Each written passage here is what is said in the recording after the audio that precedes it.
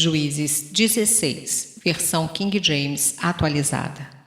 Certa vez Sansão foi à cidade de Gaza. Lá conheceu uma prostituta e passou a noite com ela. Então comentou-se na cidade: eis que Sansão veio para cá. Fizeram rondas e vigiaram a noite toda a porta de Gaza. Não se moveram durante toda a noite e descansaram argumentando: esperemos até o romper do dia e então o mataremos. Sansão, porém, permaneceu deitado somente até o meio da noite. E então levantou-se e agarrou firme a porta da cidade com os 2 batentes e os arrancou, com trancas e tudo. Pôs toda a peça sobre os ombros e carregou para o alto da colina que está em frente à cidade de Hebrom. Passados esses acontecimentos, Sansão se apaixonou por uma mulher do vale de Soreque, chamada Dalila. Então os governadores dos filisteus foram procurá-la e propuseram: seduze Sansão e descobre de onde vem sua força extraordinária, e com que meio poderíamos dominá-lo e amarrá-lo para então o subjugarmos. Cada um de nós te dará 13 quilos de prata. E Dalila indagou a Sansão: conta-me, pois, eu te rogo, de onde vem a tua maravilhosa força e somente de que maneira poderias ser vencido e amarrado? Sansão explicou-lhe: se me amarrassem com 7 tiras de couro novas, ainda úmidas, ficaria tão vulnerável quanto qualquer outro ser humano. Então os líderes dos filisteus trouxeram a Dalila 7 cordas de arco frescas, que não tinham ainda sido secadas, e ela usou-as para amarrá-lo. Ela havia escondido alguns homens no seu quarto, então gritou: os filisteus vêm sobre ti, Sansão. Ele arrebentou as tiras de couro frescas como se fossem fios de estopa que se aproximam do fogo. E assim não se descobriu de onde vinha sua poderosa força. Mais tarde disse Dalila a Sansão: zombaste de mim, me disseste mentiras. Mas agora eu te suplico, dá-me a conhecer o que seria necessário para amarrar-te e subjugar-te. E Sansão lhe tornou a explicar: ora, se me amarrassem firmemente com cordas novas que nunca tivessem sido usadas, eu perderia minha força extraordinária e seria tão fraco como qualquer homem. Então Dalila tomou cordas novas e conseguiu amarrar os braços dele.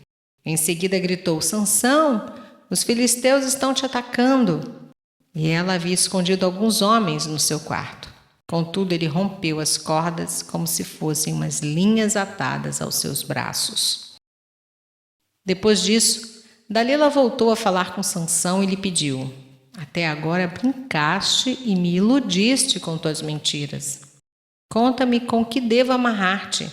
Então ele lhe declarou: se teceres as 7 tranças da minha cabeleira num pano e o prenderes com um pino de tear, ficarei tão vulnerável quanto qualquer homem. Mais tarde, Dalila fez com que Sansão dormisse. Assim que ele adormeceu, ela pegou e teceu as 7 tranças da sua cabeça num tear e prendeu-as com um prego grande de madeira. Depois gritou: Sansão, os filisteus estão vindo sobre ti. Ele despertou rapidamente do sono e arrancou o pino com o tecido. Protestou-lhe Dalila: como podes dizer que me amas se o teu coração não está comigo? 3 vezes me fizeste de tola e não me fizeste saber a verdade sobre onde reside tua grande força. Como todos os dias ela o importunasse com sua insistência, ele foi se cansando dia após dia a ponto de angustiar-se até a morte. E lhe abriu todo o coração, revelando a ela seu segredo. Jamais se passou navalha sobre minha cabeça, disse ele, porquanto sou nazireu, consagrado desde o ventre de minha mãe. Por isso, se fosse rapado todo o cabelo da minha cabeça, a minha força extraordinária se afastaria de mim, e de fato eu ficaria tão vulnerável quanto qualquer outro homem. Então Dalila sentiu que finalmente Sansão lhe havia aberto o coração de verdade e revelado todo o seu segredo. Em seguida mandou chamar os líderes dos filisteus por meio da seguinte mensagem: Vinde agora mais essa vez, porque ele me contou toda a verdade sobre o seu segredo. E os príncipes dos filisteus voltaram a ela, levando toda a prata prometida. Fazendo com que Sansão adormecesse no seu colo, ela chamou um homem para vir e rapar todo o cabelo e as 7 tranças da cabeça de Sansão. Depois o afligiu e, humilhando-o, viu suas forças se esvaírem. Então Dalila o chamou: Sansão, vê, os filisteus estão voltando. Acordando do sono, ele disse: Sairei e me livrarei deles como das outras vezes. Entretanto, ele não tinha notado que o Senhor já se havia retirado dele. Em seguida, os filisteus o prenderam, furaram-lhe os olhos e o levaram para Gaza. Amarraram-no com 2 algemas de bronze e o fizeram girar um moinho no cárcere. Mas o cabelo da sua cabeça começou a crescer rapidamente, logo depois de rapado.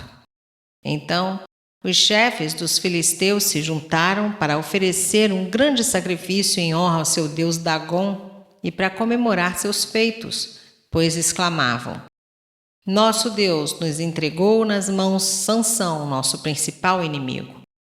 E assim que o povo o avistou, passou a bradar louvores a seu Deus, dizendo: Nosso Deus nos entregou nas mãos o nosso adversário, responsável pela destruição da nossa terra, aquele que multiplicou o número dos nossos mortos. Com o coração cheio de júbilo, gritavam: Trazei-nos Sansão para que possamos nos divertir com ele. E assim tiraram Sansão do cárcere a fim de divertir todo o povo.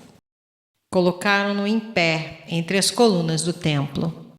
Então Sansão pediu ao jovem que o guiava pela mão: Por favor, deixa-me apalpar as colunas em que se apoia o templo, pois preciso me encostar nelas.